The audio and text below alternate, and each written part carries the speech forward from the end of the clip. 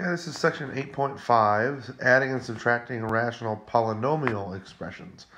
So we're looking more into day 3 now. We've done simple numbers, we've done monomials. Now we're looking into using some binomials with some monomials.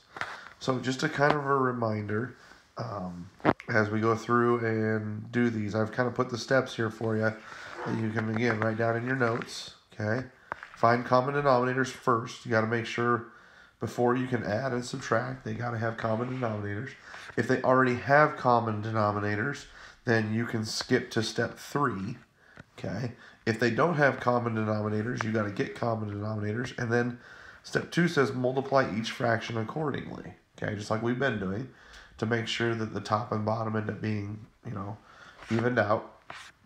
Number 3, again, once you find common denominators, you're going to combine your like terms in the numerator. Then, once you combine your like terms, sometimes you'll have to use the distributive property first before this. You might have to distribute a negative. You might have to distribute a number and then combine. But once you combine everything, then you're going to look to see, okay, can I factor the numerator? Can I use one of two things? Can I use a GCF? Or is it a trinomial? And can I factor the trinomial? Those are two things you're looking for there. Okay? And once you factor,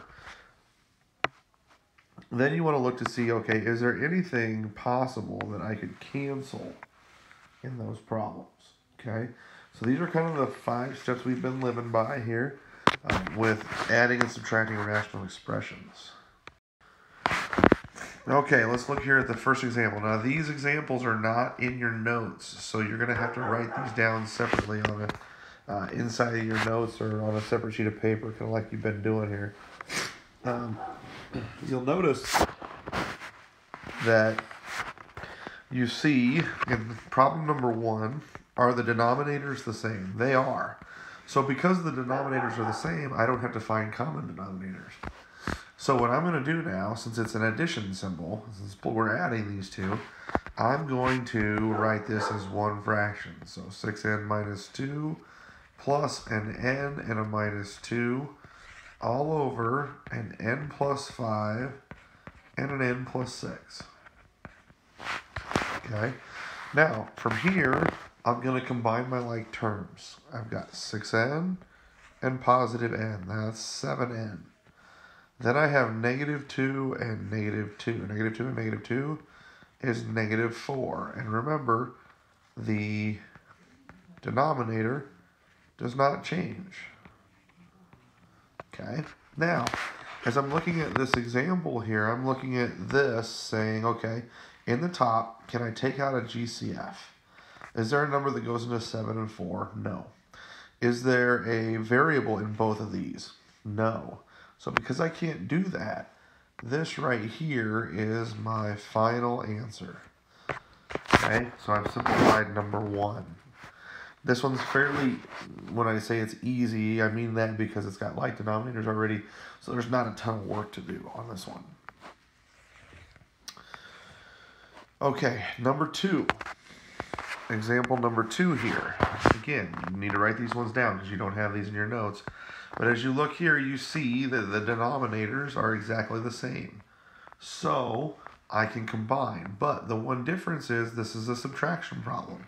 And because there's 2 terms over here, I have to take this minus sign and distribute it. So when I do that, I end up with, on the top, 5p plus 6. The negative goes to the 4, so that's minus 4p. And the negative goes to the other 4, which makes that negative 4.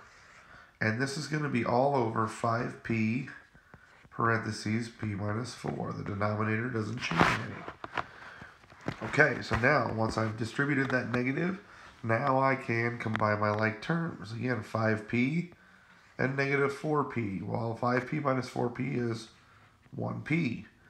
Then I have plus 6 and minus 4. 6 and negative 4 is positive 2.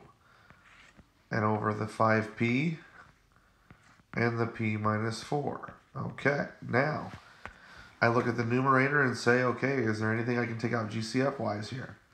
Again, there's nothing I can take out. Is there anything I can cancel? No, I can't cancel these p's because of this plus sign binds these two together.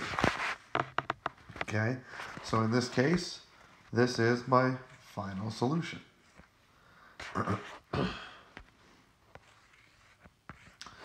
Okay, example number 3. This is where things get a little bit interesting. All right, so in example number 3, I do not have denominators that are the same.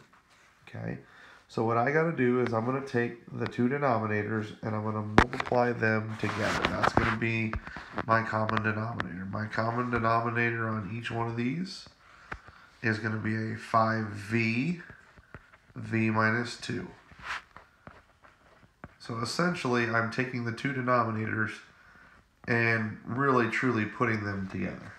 Okay, so in this first fraction, how do I get from 5v to 5v times v minus 2? Well, I'm going to have to multiply by a v minus 2 on the bottom. Well, if I do it on the bottom, I have to do it on the top. So this ends up being a 3 and then a v minus 2.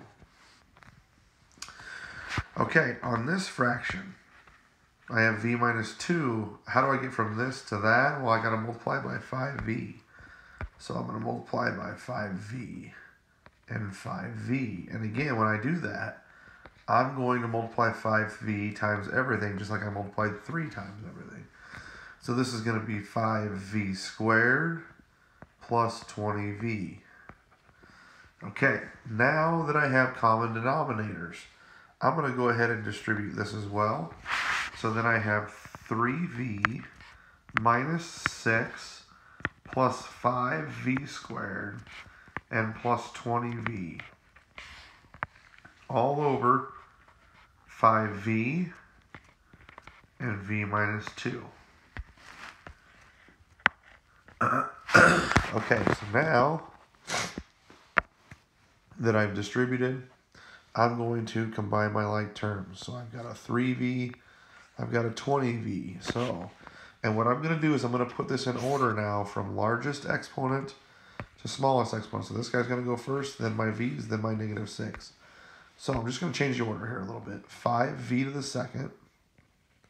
3 and 20 is 23v. And then I have a negative 6 on top. And then I have a 5v and a v minus 2.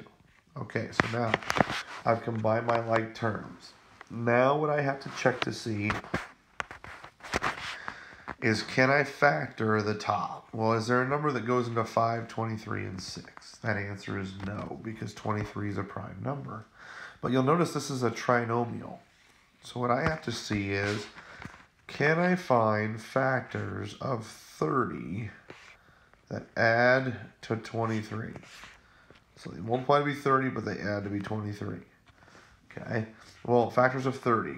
Those are 15 and 2. Okay, matter of fact, it's got to be negative 30 that adds to 23. We've got 10 and 3, and we've got 6 and 5. Will any of these ever make 23? The answer to that question is no. So I cannot factor this guy. This guy is my final answer.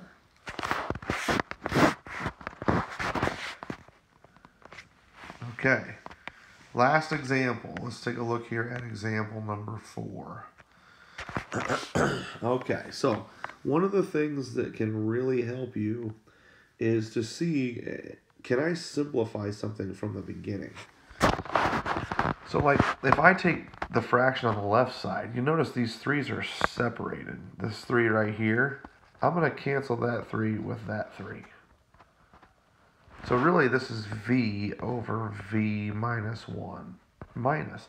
Wait, does 3 go into 6? It sure does. That's going to become a 1, and this is going to become a 2. Okay, so now the question here is now, what is my common? Once I cancel those out, if I can do that right away, now what is the common denominator? Well, my common denominator is v minus 1.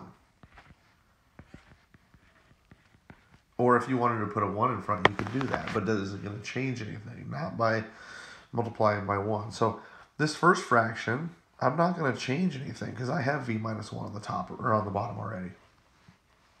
How do I get from 1 to v minus 1? Well, I have to multiply by v minus 1 over v minus 1. So what I'm going to do is I'm going to take a 2 times the parentheses v minus 1. Okay. So because it's a minus sign, I got to distribute the minus sign. We're going to take the negative to the 2.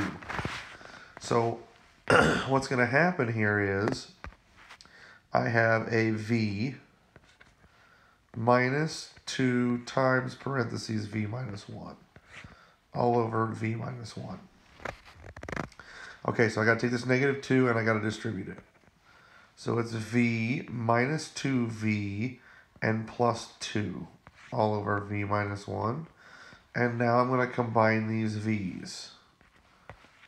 Just combining my like terms, v minus 2v is negative v plus 2 all over v minus 1. Now, is there anything I can take out? No, there's not. So this is my common answer. Okay, so you should be able to, with these examples now, be able to complete your 8-5 day 3 example.